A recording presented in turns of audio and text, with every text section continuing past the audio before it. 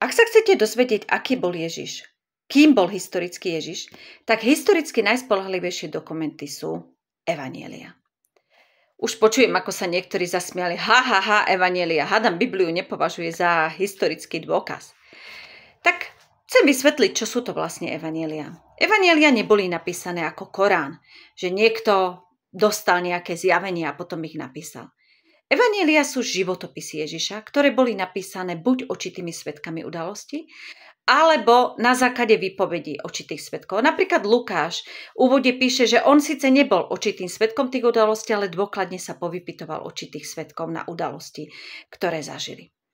No a v predchádzajúcom videu som argumentovala, že evanjelia neboli napísané dlho po udalostiach, maximálne 30 rokov po udalostiach, a len tí veľmi skeptickí historici, ktorí uverili konšpiráciám, i datujú z nich 40 rokov po udalostiach. Ale aj keby mali pravdu tí skeptici historici, že 40 rokov po udalostiach, alebo 30, maximálne 30, tak stále je to krátka doba. Tých 30 rokov po udalostiach je, ako keby ste dnes písali o udalostiach, ktoré sa udiali, keď sa rozpadlo Československo.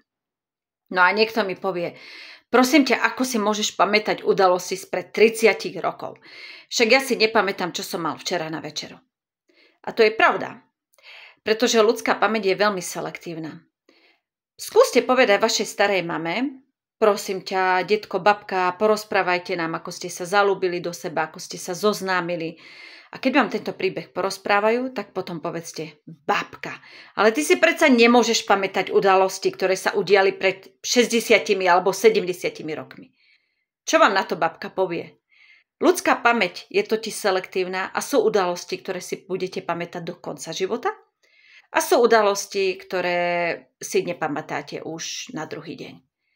A evanjelia popisujú mnohé Ježišove zázraky. Napríklad, ako uzdravil slepca po ceste do Jericha. Ako uzdravil porazeného. Ako uzdravil malomocných. Myslíte si, že tí ľudia, čo boli očitými svedkami týchto udalostí, na to po týždni, po mesiaci alebo aj po 10 rokoch zabudli?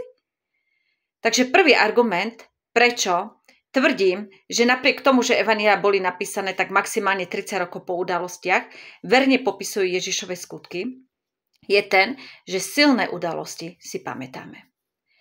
Ale vystáva tu otázka, že čo učenie Ježiša? Zapamätali si učenie Ježiša poriadne? Neprekrútili ho? Tvrdím, že nie. Prvý dôvod je ten, že učenie Ježiša bolo veľmi jednoduché a Ježiš veľa hovoril v podobenstvách a príbehoch a tieto príbehy a podobenstva mali ilustrovať nejaký duchovný princíp. A príbehy a podobenstva sa veľmi ľahko pamätajú. Získajú si pozornosť a veľmi ľahko na takých názorných príkladoch ľudia pochopia to učenie. Druhý dôvod je ten, že Ježiš nekázal len raz v jednom meste. Ale Ježiš 3 roky chodil po celom Judsku, Galilei, Samárii a kázal to posolstvo znovu a znovu a znovu. Tak ako aj dnes títo cestujúci kazatelia kážu jedno posolstvo v jednom meste, potom to isté v ďalšom meste a v ďalšom meste a v ďalšom meste, tak viem si predstaviť, ako učeníci príbeh o marnotratnom synovi počuli možno 10 krát, 15 krát, 20 krát. Podobenstvo o rozsievačovi počuli veľakrát. Takže tým, že veľakrát niečo počuli, tak sa im to zafixovalo do pamäte. Ja som sa napríklad v škole učila čítať a písať pred 40 rokmi a dodnes viem čítať a písať a nebôžem argumentovať, že ja som sa v škole učila pred 40 rokmi čítať a písať, ja už čítať a písať neviem. No viem, pretože si to neustále opakujem a je úplne jedno, kedy som sa to učila. Ďalšia vec je, my žijeme v dobe, kedy nemáme až takú dobrú pamäť, ako mali ľudia v minulosti, pretože sa spoliehame na to, že si vieme písomne zaznamenať veci, že si vieme vyhľadať. Veľmi užitočná je umelá inteligencia, ktorá nám veľmi rýchlo vie vyhľadať informácie. Ale v tej dobe mali ľudia o mnoho lepšiu pamäť.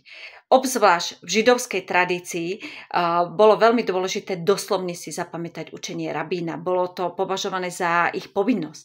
Takže v tej kultúre, kde sa tak nespoliehali na písomný prejav, pretože veľa ľudí bolo negramotných a knihy boli drahé, si ľudia o mnoho lepšie zapamätali veci a obzvlášť pokiaľ išlo o učenie rabína.